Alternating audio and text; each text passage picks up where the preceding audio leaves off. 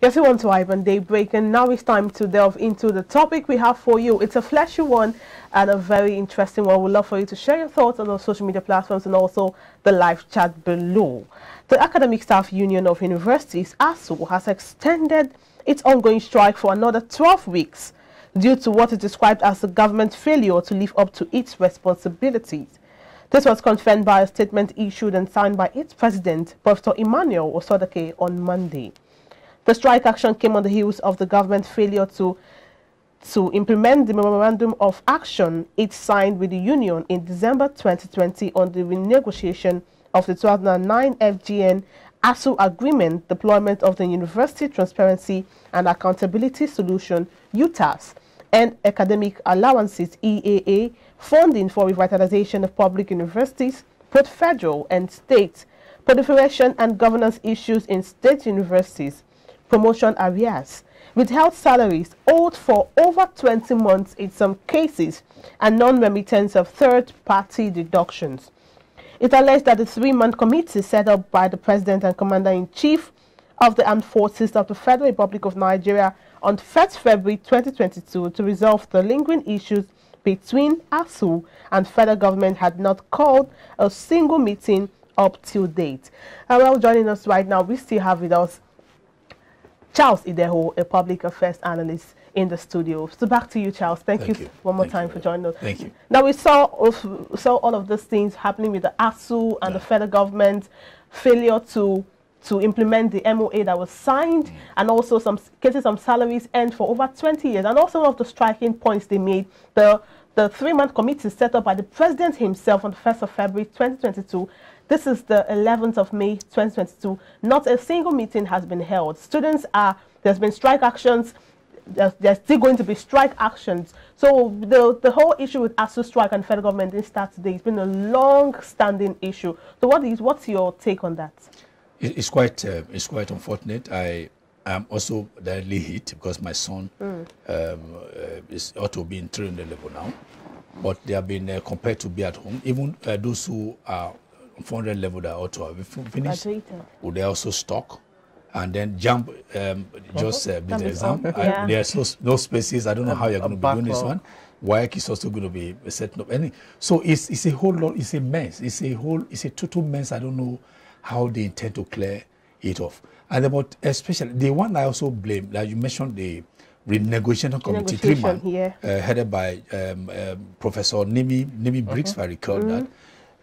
What the government wanted it to do to look at how to renegotiate the 2009, this is of course under contention. Yes. On the one hand, the Senate President said it cannot be implemented. Yes. On the other hand, okay, why don't we renegotiate it and see how we can look at all the thorny issues and begin to untie them for us to have a leeway out of this quagmire? Nobody's talking about that. For instance, ASUU is agged by the fact that the three-man committee that was sort of renegotiate committee, they've not met because let's meet and talk so that we can see how to renegotiate. The committee said they are still consulting. The question ASUU is asking, were you not supposed to have terms of reference?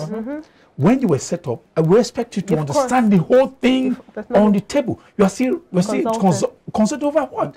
So which means it's possible, this is plausible. It's most probably that these people do not even know why they were set up. The job they were set up to do. It was supposed to be a committee. A committee, a renegotiation committee to go renegotiate the terms of agreement, terms of discord. But you say you are consulting. You were expected to represent the federal government at a table, whether round table or flat table or whatever, to go talk about this. Okay, let's look at all this is on the table. We have these areas of discord, which is UTAS versus IPPS. We have end allowances. We have modus operandi in employment, engagement, contract, retirement, and all that. All these things are there. So who are you consulting with? So it's like the committee, the members committee, people who don't even know why they are there. So rather than sit down, not to be messed up, that's the way I look at it. They say, oh, they're just buying time and stalling, which is not helping issues at all. So, and politics is in the air. I always say this, that if in a 4-year tenure or lifespan of administration, the first stanza. Now you have only 2 years that they work. The first 1 year when they want to settle down, then the second year they start working. This third year they now talk about re-election. So development and everything will go on recess, just as we have now. ASUU issue will go on recess. So the question is, all these things that have been done from 2009. I'm sure most of you here, I don't know if you were in school when those things were, they're still there. That's still there. Now, they were, every time they have numerous MOUs, Memorandum of Understanding. Now, in 2020, now, okay, MOU has not been working. And they now came up with Memorandum of Action. Where's the action? Now let's look at this. I mean, you talked about Lawan saying the 2009 agreement was not even feasible in the first place, that it was just signed to, you know, ensure that the industrial action was called off. Again, that of 2020, be it MOU, MOA, whatever I want to call it, that of 2020, the agreement was a renegotiation of 2009, which is an 11-year span. So if in 2022, we're still calling for renegotiations to that of 2009, what happened to that of 2020 in terms of renegotiated terms?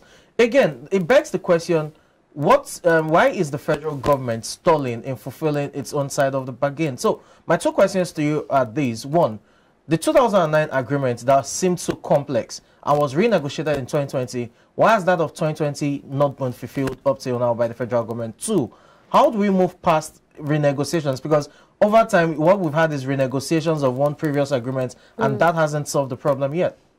Well, my argument may seem not plausible, but I do believe that excuse me, that is a deliberate attempt by the ruling class to keep leadership away from the everyday people. Because if you don't train the citizenry, there's no way leadership can take root in any society. What they are doing is this: they have taken education away from the poor masses and given to themselves. Now their children. There's a video that trended yesterday on social media where they had a catalog of the leaders going abroad to go attend the convocation ceremony of their children over there. All right. Now, on the other hand, they also granted licenses to individuals and churches and all that. So, and you can't afford that. The everyday people can't afford that for their kids. So it means that the education has been kept away from the people and given to the rich few. That's why I said it's a plausible argument. It might sound foolish, but when you look at it, that if these people, if you don't give them the power to know, we will continue to rule them over. So their children will leave school, and these positions given to them will just be handed over to them on the platter of gold. Like so you go over there to do menial work like cleaners and all that, and you know what is going to be is that how much is a cleaner going to be earning at the end of the day. So I feel that is it. On the other, another thing is that ASUU is also saying you want to subject us to be under the IPPS. Now they came up with a homegrown solution, which is UTAS. Now they are also saying that even the IPPS, which came into existence in 2006, it was not. It doesn't capture the essence of civil service in Nigeria. It was brought by I think it's Obasanjo. But I think World Bank. The World Bank sponsored it. Yes. Now ASUU is saying, why didn't you subject IPPS to several tests and all that? But you are bringing UTAS. You have done the first test, you've done the second test, you've done the test. So what do you find wrong with it? On the one hand, the IPPS was never subject to any test or any scrutiny. But is it because this is homegrown? And we feel that because the university system is a peculiar environment, peculiar community, the mode of employment, the mode of engagement, there is contract, there is earned allowances. These are not present in the regular civil service system. So why don't you let us be on this so that it can drive university system to the way it's supposed to be? How about the revitalization of the universities? When some of us attend universities, even though it was already decaying, but it's gone downstairs, below the level it was when some of us went to university. I mean, the other day I was at Uniben. Uniben I was visiting when my elder brother was there in around 1996 and all that. It's not the same thing. Unilag, I did diploma in Unilag in 1990 something. I went to Unilag the other day. It's not the same Unilag that I saw that time. I went to ASUU too, LASU in Ojo. Yes. We go to Ojo today, but we thank God for the new management. They are trying to see what they can do. That's just peculiar to them. But when you look at the generality of the university system, isn't it about time we began to look at how to revitalize, just as ASUU is saying? So for me, people might say ASUU is becoming very recalcitrant, but I say no. These are things that are the genuine demands. For instance, if the government were to say, okay, why don't we just give education to the everyday people? They will look at it. I'll give an example how a progressive leadership is supposed to think. In 1979, when the European government came into existence in 5 states of Bende, Ogun, Oyo, Lagos, and Ondo, 5 states of that time, what did they do?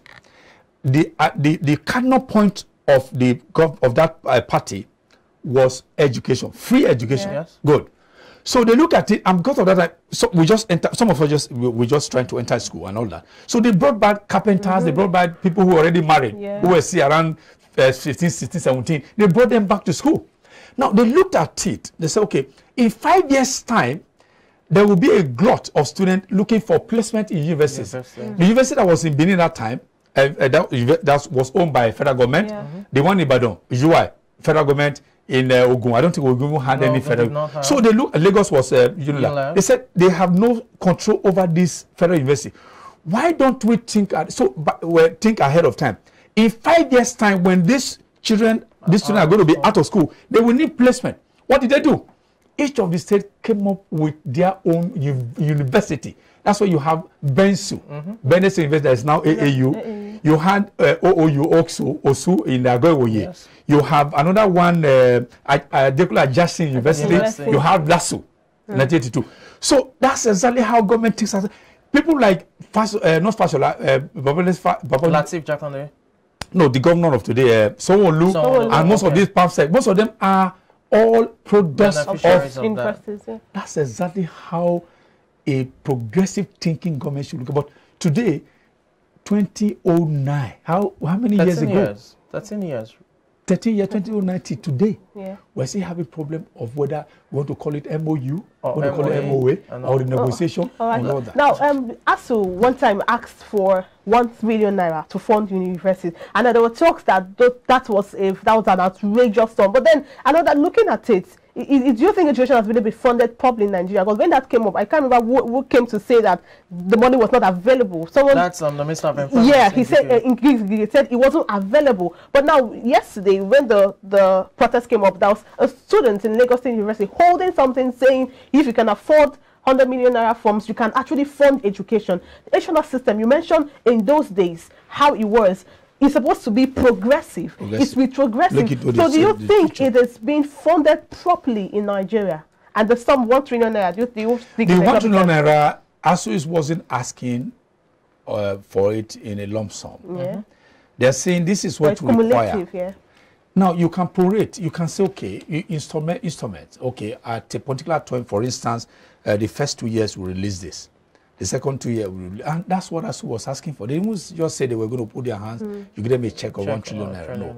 They look at the whole thing, the decaying infrastructure in universities, the issue of earned salaries and earned allowances, the issue of when they go on research and all that. These are the things that are obtained in order. Even Cotonou here, you see that they are also benefiting from universities. Yes.